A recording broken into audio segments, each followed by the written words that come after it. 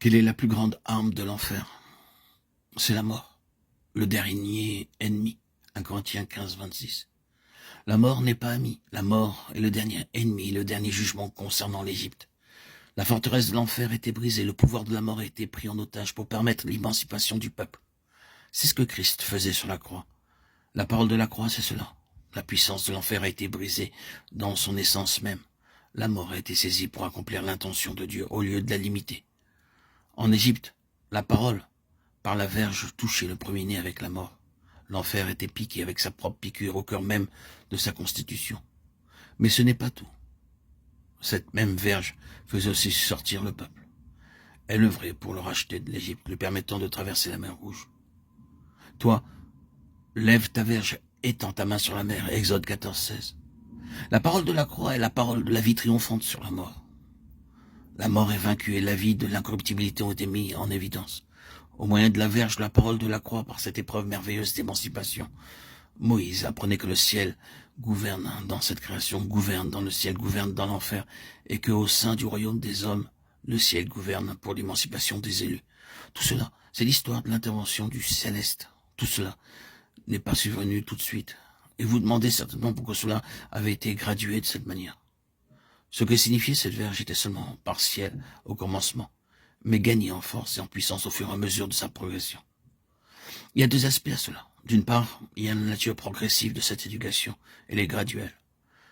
Nous ne parvenons pas tout de suite à voir et à connaître la pleine puissance céleste. Nous l'apprenons peu à peu, c'est graduel. Est-ce que nous n'apprenons pas cela?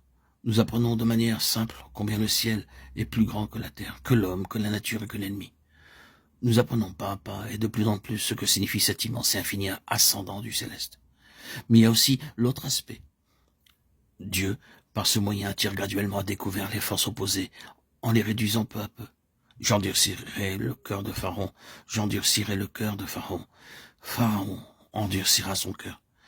Dieu aurait pu le renverser en une seule fois, mais il va le maintenir jusqu'à son extrême limite. Le pouvoir de ce monde va être extirpé, mis en évidence, jusqu'à ce qu'il atteigne sa pleine expansion et rencontre le pouvoir infini du ciel. C'est alors que la supériorité du ciel se manifestera après tout d'une manière très simple. Nous avons dit souvent cela, et c'est vrai, quoique nous puissions pas le saisir, le voir ou le définir, la vérité, c'est que cela se fait par la puissance qui agit en nous, l'infinie grandeur de sa puissance. Éphésiens 3, 20. Nous ne savons pas, nous ne sommes pas capables de mesurer l'immensité des forces qui agissent contre une âme sauvée, l'immensité des forces qui se liguent ensemble contre le plein dessein que Dieu a conçu pour son peuple.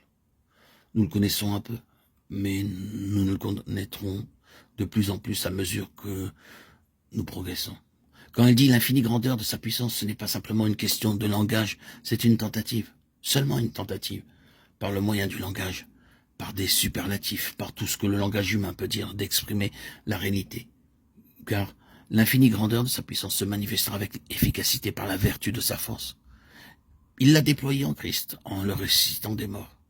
Éphésiens 1, 19, 20. C'est aussi pour nous une forme d'avertissement. Il y a quelque chose d'infiniment grand ici. C'est la supériorité du ciel, afin que dans cette situation, tout un peuple soit franchi et conduit dehors. Nous sommes dans cette école. Moïse était dans cette école. Il était mis par cette épreuve en capacité de reconnaître progressivement, mais durablement et définitivement que tout ce qui était en Égypte, tout ce que Pharaon représentait, perdait jusqu'à la dernière particule de sa vitalité et que tout cela conduisait à la mort en définitive. Moïse était parfois craintif, parfois il revenait de ce défi très déçu. Il pouvait penser, nous n'avons encore rien obtenu, il faudrait quelque chose de plus. Très bien, disait le Seigneur, nous ferons quelque chose de plus. Le Seigneur le conduisait dans son éducation. Il le préparait à voir progressivement et de plus en plus. Ne pensez-vous pas qu'il nous manquerait quelque chose si Dieu faisait tout de suite et par un seul acte? Nous pourrions alors considérer que tout nous est acquis. Mais cela ne signifierait bien vite plus grand-chose pour nous. Ce serait bien vite devenu seulement un miracle du passé. Cependant, à travers notre vie, Dieu permet que des forces s'élèvent contre nous, afin de prouver que sa force est bien supérieure.